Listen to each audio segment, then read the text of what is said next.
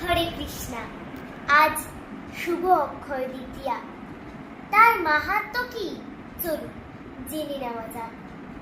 আজকের দিনে দ্রৌপদীর বস্ত্রহরণ হয়েছিল এবং শ্রীকৃষ্ণ বস্ত্র দান করে তার সম্মান রক্ষা করেন। আজকের দিনে ত্রেতা যুগের সূচনা হয়েছিল।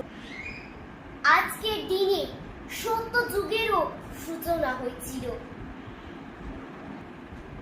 ষষ্ঠ অবতার পরশুরামের জন্ম হয় এই অক্ষয় দ্বিতীয়ার দিনে। স্বয়ং গঙ্গা দেবী ভগীরথ এনেছিলেন গঙ্গা দেবীকে আজকের দিনে এই মর্তে। আজকের দিনে মহাভারতের লেখার সূচনা হয়েছিল। ব্যাসদেব বলেছিলেন এবং